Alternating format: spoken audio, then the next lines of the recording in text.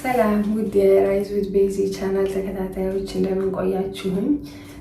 ዛሬ እንግዲህ እንደተለመደው በሌላ ቪዲዮ መጥቻለሁ። ስለዚህ ዛሬ የምናወራው ኦልሬዲ ስለ ፒፕ አውርተናል፣ ስለ ሌቨሬጅ፣ ስለ ሎት ሳይዝ፣ ዋና ዋና ቤዚክ የሚባሉ የፎሬክስ ትምህርቶችን ተማምረናል እስካሁን። ለዚህ ቪዲዮ አዲስ የሆናችሁ ከመጀመሪያው ጀምሮ ቪዲዮ እንድታዩት ሪኮመንድ አደርጋለሁ ማለት ነው። ስለዚህ ዛሬ ስለ ማርኬት ስትራክቸር ትንሽ እናወራለን። መልካም ቆይታ። እንግዲህ እሺ፣ ማርኬት ስትራክቸር ምንድን ነው?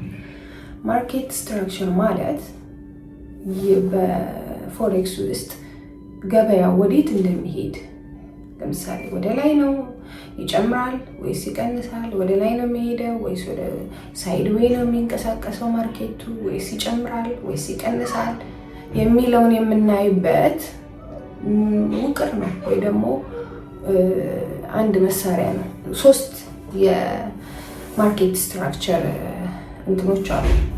ከነሱም ውስጥ አፕ ትሬንድ፣ ዳውን ትሬንድ እና ሳይድ ዌይዝ በመባል ይታወቃሉ። ምን ማለት ነው? ማርኬቱ ወደ ላይ ሲሄድ ማለትም ሃየር ሃይ ሃየር ሎ ሃየር ሃይ ሃየር ሎ እያለ ወደ ላይ ሲሄድ አፕ ትሬንድ ይባላል። ወደ ታች ሲወርድ ደግሞ ሎወር ሃይ ሎወር ሎ ሎወር ሃይ ሎወር ሎ እያለ ሲወርድ ደግሞ ዳውን ትሬንድ ይባላል። ማርኬቱ እንደዚሁ ደግሞ አንድ ሴም ኤሪያ ላይ ዝም ብሎ ሲወጣ ሲወርድ ዝም ብሎ ወደ ላይ የማይሄድም አይጠቁምም፣ ወደ ታች የማይወርድም፣ ጀስት መሀል ላይ ብቻ ሳይድ ዌይ ሲሆን ሬንጅ ይባላል። በሌላ አነጋገር ሲሆን ደግሞ ጀስት ሳይድ ዌይ ማርኬት ነው ይባላል ማለት ነው። ስለዚህ ማርኬት ስትራክቸር ዋና የሚያስፈልገን ነገር ነው። ማለትም ለምን ያስፈልገናል ብንል፣ አንደኛ ባይም ሆነ ሴል ብንል ትክክለኛውን ውሳኔ እንድንወስን ማርኬት ስትራክቸሩን አይተን ነው የምንወስነው እንጂ ዝም ብለን ባይ ሴል አንልም። ሁለተኛ ነገር ደግሞ ከትሬንዱ ጋር የምንገበያየው ምናምን በሱ ነው፣ በማርኬት ስትራክቸር መሰረት ነው። እንግዲህ እሱን አይተን መርምረን ነው የምንገበያየው ማለት ነው።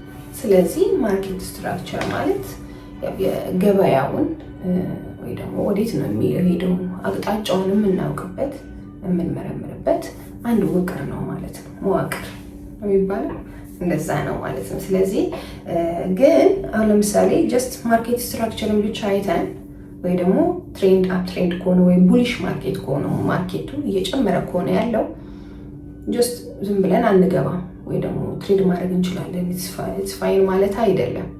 ብዙ ኮንፈርሜሽኖች ሊኖሩ ይገባል፣ ብዙ ማረጋገጫዎች ማለት ነው።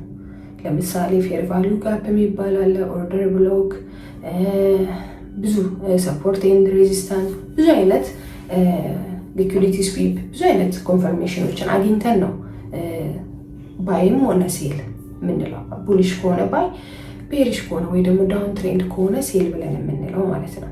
ስለዚህ ጀስት በማርኬት ስትራክቸር ብቻ ተነስተን አፕ ትሬንድ ስለሆነ ባይ አንልም፣ ዳውን ትሬንድ ስለሆነም ሴል አንልም ማለት ነው። ስለዚህ ሌሎች ኮንፈርሜሽኖች ያስፈልጉናል ማለት ነው። እነሱን ደግሞ አንድ ባንድ እየዘረዘርኩ እንትን እላችኋለሁ፣ ሞር አስረዳችኋለሁ። ከዛ ሁሉም ነገር አንድ ላይ ይገጣጠምላችሁና ሚኒንግ ይኖራችኋል፣ አትሊስት የተወሰነ ኖሌጅ ይኖራችኋል ብዬ አስባለሁ። ያው እንግዲህ በኮሜንት ላይ ያላችሁን አስተያየት ጻፉልኝ። ሰብስክራይብ ማድረግ እንዳይረሳ።